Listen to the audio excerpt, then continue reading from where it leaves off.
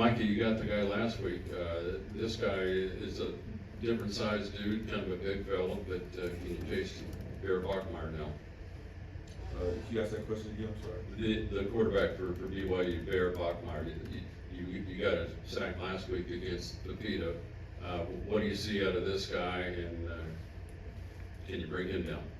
Yeah, I could bring any quarterback down. I feel like it's not much of a different challenge, you know. Just going into the game, just doing the job as best I can. What did you see against Arizona that allowed you to have so much success? Because you've contributed a lot this year, but actually getting in the backfield, making those big plays, what did you see? Just executing the game plan the highest I could. I was very just locked in, just doing my job at a high level this week, and then just ended up being very productive. So it's just Michael, obviously the last year's kind of been up and down for you, battling the injury to come back and have the performance you had on Saturday. How good was it to see the results pay off and to have that performance, a career high, 8 tackles, 2.5 tackles for loss and a sack? How good did it feel to get out there and introduce yourself to Bearcats fans, essentially?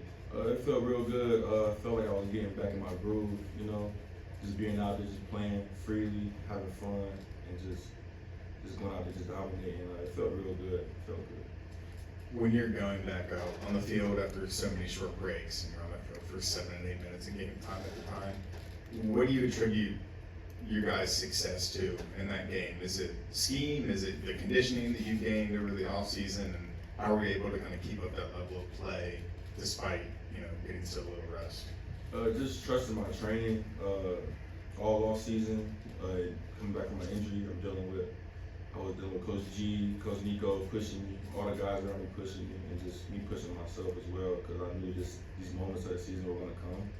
I know that it's a long season, and towards the end of the season is where I need to be at my best to help my team win these games in November. So just trusting my training and just knowing that I am capable. So, Michael, obviously you've now been in Cincinnati for the last 2 years. What have you been able to learn from a guy like Coleman, both on and off the field? You've played next to him this whole season on the defensive line. What's been the biggest takeaway, and how much has Dante meant to your game and what you've been able to do here at Cincinnati?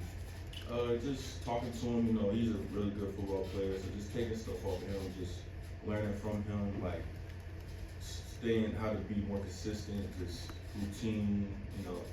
Me and Dante's been banged up, I've been banged up a little bit, so just talking to him, we've been in the training room, just seeing this different perspective of another player, a good player at college level, just see how he moves, just taking those.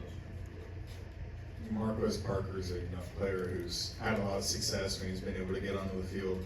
What have you seen from him since you've been playing with him that, you know, kind of drives him to work to get to that point? And then what kind of step can he take later in his career to become that really good pass rusher?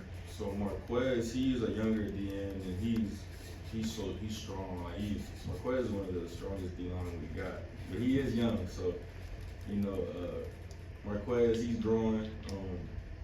He has a long way to go, and he's going to be a really good defensive end for us.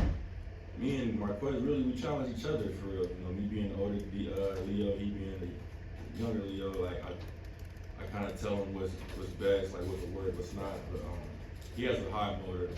Marquez is going to be a solid player, and I really can't wait to see what he does the rest of the season. Yeah. Like a first home night game in 2 years here at Nippert Stadium. You haven't got to experience it. What are you expecting to see from the fans, the crowd on Saturday night, big noon kickoff?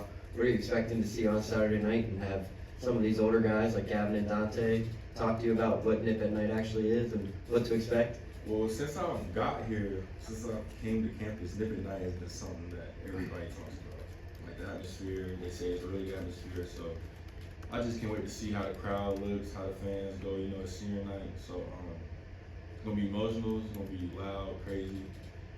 I just really want to send the seniors out on the right note. So that's what I'm focused on. Good. Thank you, guys. Thanks, Mike.